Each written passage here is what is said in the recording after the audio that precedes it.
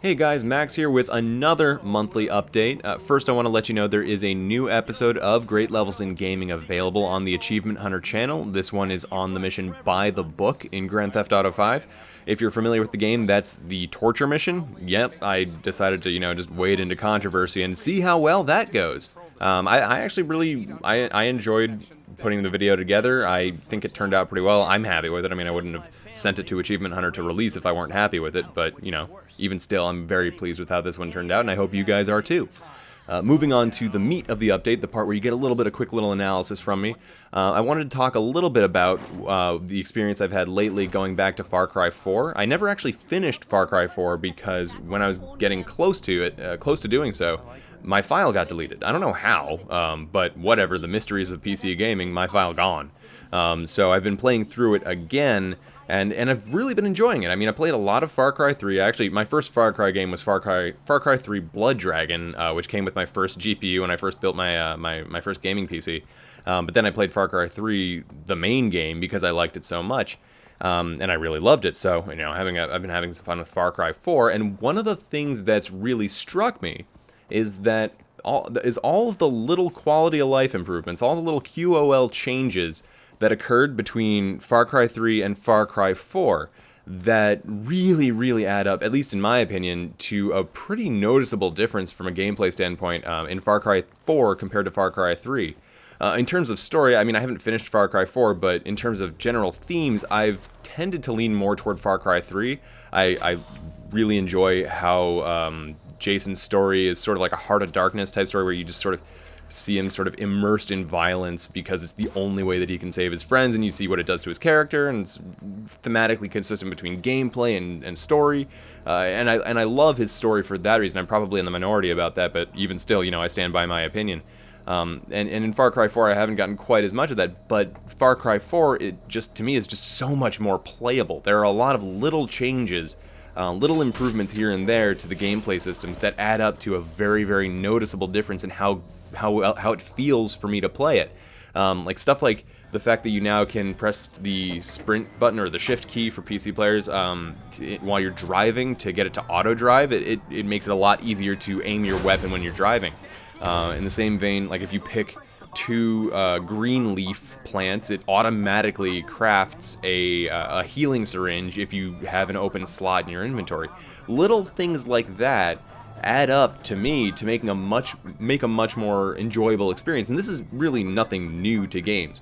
Again, like more recently, one thing you might actually have noticed is there's a new Ratchet and Clank game on PS4, or semi-new in that it's a sort of a reimagining or a reboot of the first game to coincide with the release of the movie. And I'm a big Ratchet and Clank guy. I haven't actually talked about it on this channel or on Achievement Hunter, but I love Ratchet and Clank. And one of the biggest QOL changes that went from the first game to the second was the addition of strafing. Like you couldn't strafe in the first game, and while that meant something like the flamethrower was like totally awesome, it made it a little bit harder to use something like the blaster pistol, anything that needed to fire really roughly in a straight line. And so there are probably an unimaginable number of different examples that you could choose to sort of like take a look at ways people could improve their games or their series from one game to the next just through small little QOL changes, QOL tweaks.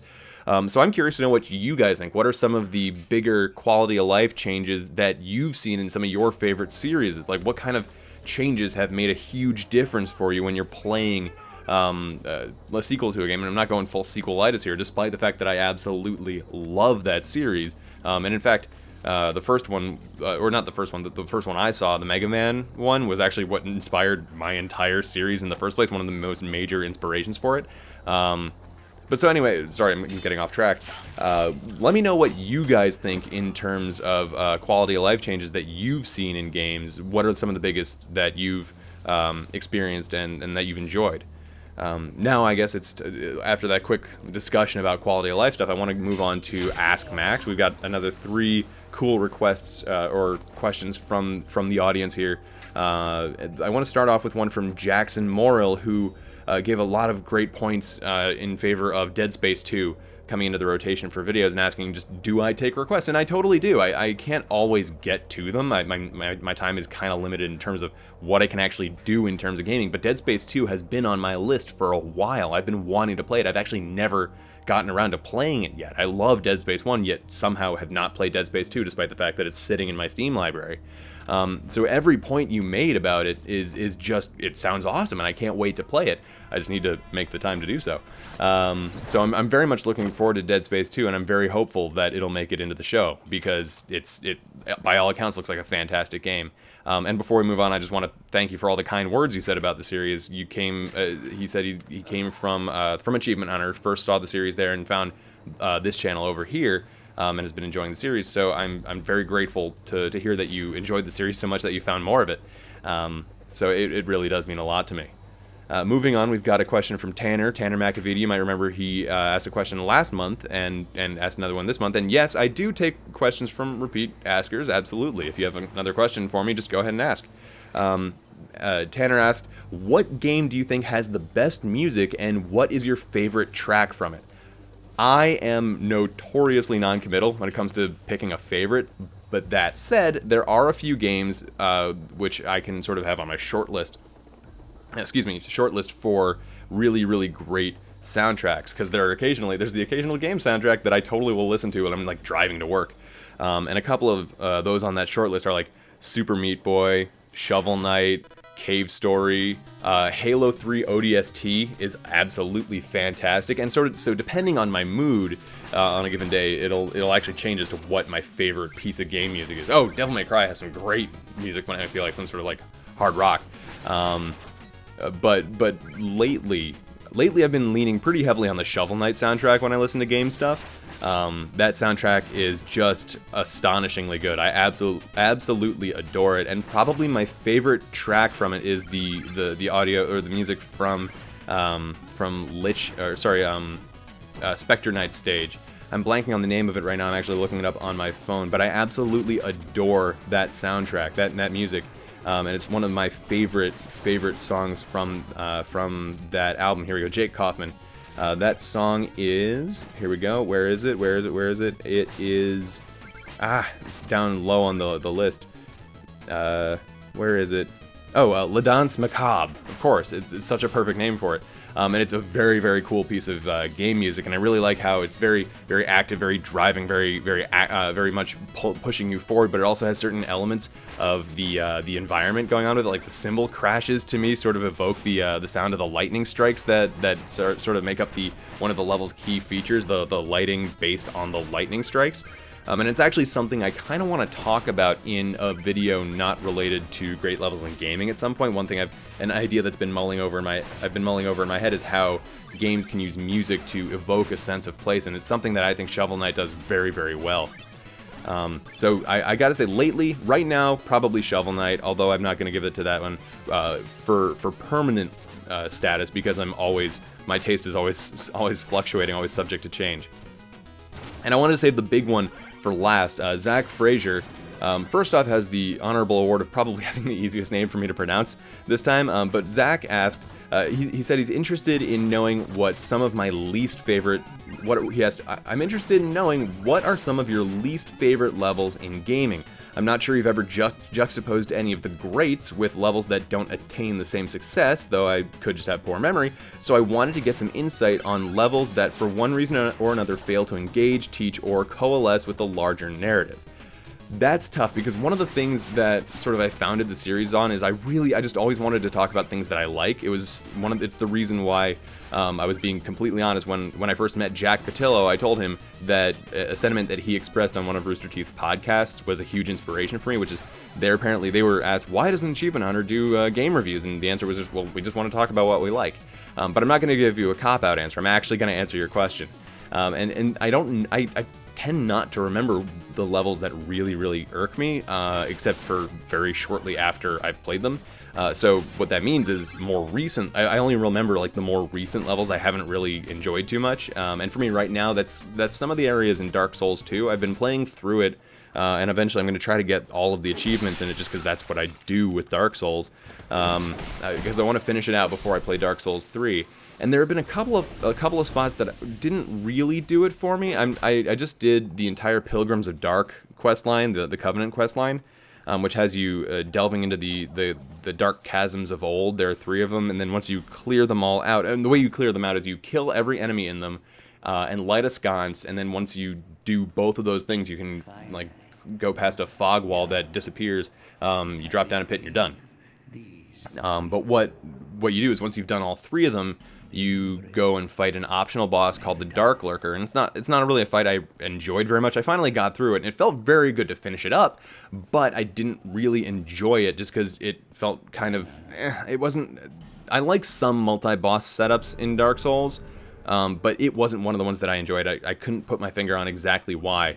But the reason why I didn't like those areas too much is that, to me, they kind of didn't gel well with this idea that I have about Dark Souls, which is that they tend to me to really heavily allow for players to leverage skill and understanding of enemy placement to bypass enemies when going to repeat boss attempts. Like if you look in Central Yharnam in Bloodborne, you can actually run straight from the Central Yharnam lamp straight to the Cleric Beast without fighting a single enemy, just through knowing where to sprint. And I think that's sort of an area where Bloodborne and Dark Souls reward skilled players who know how to move.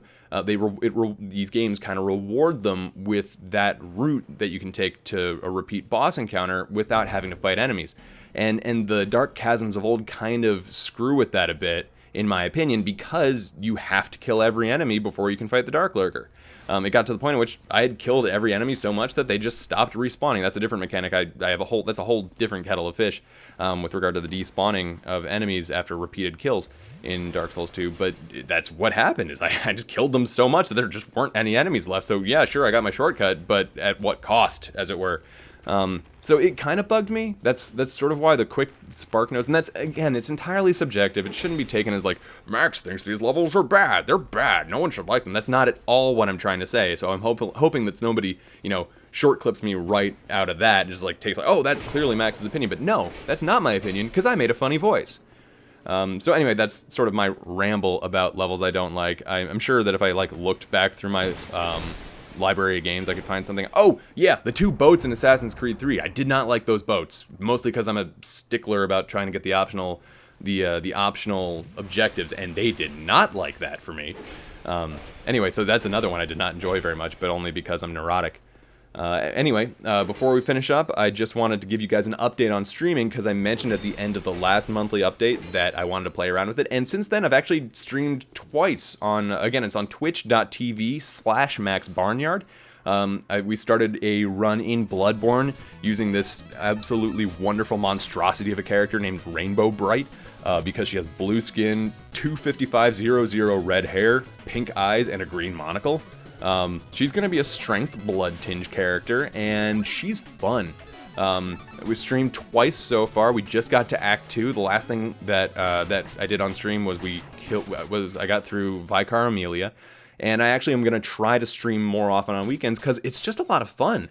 So I would love to have as many of you guys as might be interested in that stream hopping on by twitch.tv/maxbarnyard on the weekend. I tweet out when I'm going to be streaming.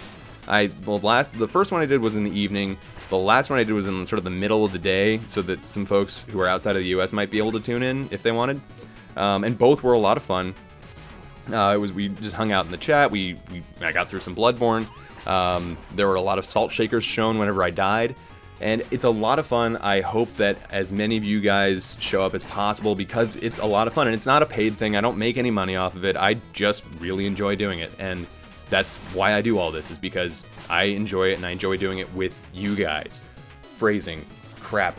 Anyway, that's it for this month's monthly update for the month of April 2016. As always, thank you for your continued support. Thank you guys who sent in questions. Thank you for all the kind words in those questions. And send me more. Again, send them to greatlevelsingaming@gmail.com, and in the subject line, if you just throw in the words Ask Max, it'll automatically get sent straight into the Ask Max folder, which is the sort of like the bin where I keep the questions, and so I can easily access them and read through them for the next video. And of course, I'd love to have you guys stop by for the stream next time it goes up. If you follow me on Twitter at maxbarnyard, that's the easiest way to find out when I'm streaming.